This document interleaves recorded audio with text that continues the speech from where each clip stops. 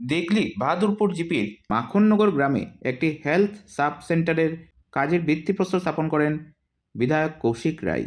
আজ লক্ষ্মীপুর বিধানসভা কেন্দ্রের অন্তর্গত দিগলি বাহাদুরপুর জিপির মাখননগর গ্রামে বিকেল 4টায় একটি হেলথ সাব সেন্টারের কাজের ভিত্তিপ্রস্তর স্থাপন করেন লক্ষ্মীপুরের বিধায়ক কৌশিক রায়। এ সময় উপস্থিত ছিলেন লক্ষ্মীপুর মণ্ডল সভাপতি গুঞ্জন কর, প্রাক্তন মণ্ডল সভাপতি সঞ্জয় ঠাকুর সহ দলের অন্যান্য কর্মকর্তারা এবং বিভাগীয় কর্তারা।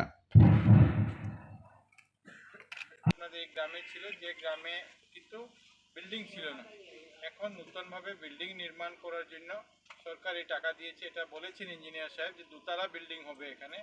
আর এই দুতলার মধ্যে গ্রাউন্ড ফ্লোর যেটা থাকবে সেটা হাসপাতাল থাকবে, ফার্মেসি থাকবে, এবং ফার্স্ট ফ্লোর যেটা থাকবে সেখানে একজন এএনএম যিনি থাকবেন এবং একজন মেডিকেল অফিসার তারা উপরে থাকবেন, যাতে আগে যে ব্যবস্থা ছিল যে এএনএম জিএনএম এর থাকার ব্যবস্থা ছিল না, এই জন্য তারা এখানে থাকতেন না, তারা বাড়িতে চলে যেতেন।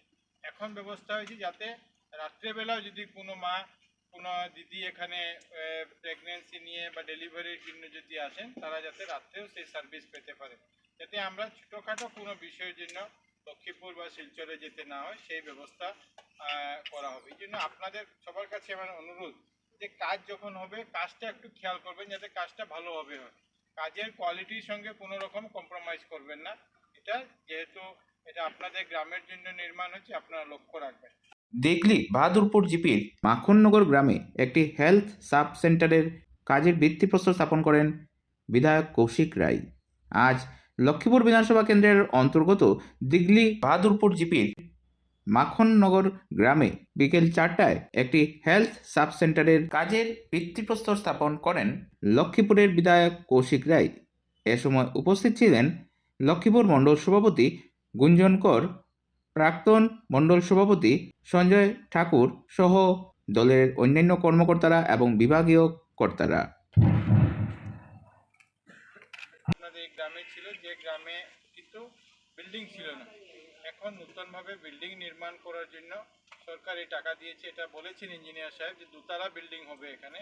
আর এই দুতলার মধ্যে গ্রাউন্ড ফ্লোর যেটা থাকবে সেটা হাসপাতাল থাকবে, ফার্মেসি থাকবে, এবং ফার্স্ট ফ্লোর যেটা থাকবে সেখানে একজন এএনএম যিনি থাকবেন এবং একজন মেডিকেল অফিসার তারা উপরে থাকবেন, যাতে আগে যে ব্যবস্থা ছিল যে এএনএম জিএনএম এর থাকার ব্যবস্থা ছিল না, এই জন্য তারা এখানে থাকতেন না, তারা বাড়িতে চলে যেতেন। এখন ব্যবস্থা হয়েছে যাতে রাত্রেবেলাও যদি কোনো মা কোনো দিদি এখানে প্রেগনেন্সি নিয়ে বা ডেলিভারির জন্য যদি আসেন, তারা যাতে রাত্রেও সেই সার্ভিস পেতে পারে, যাতে আমরা ছোটোখাটো কোনো বিষয়ের জন্য লক্ষ্মীপুর বা শিলচরে যেতে না হয়, সেই ব্যবস্থা করা হবে। এই জন্য আপনাদের সবার কাছে আমার অনুরোধ যে কাজ যখন হবে কাজটা একটু খেয়াল করবেন যাতে কাজটা ভালোভাবে হয়, কাজের কোয়ালিটির সঙ্গে কোনো রকম কম্প্রোমাইজ করবেন না।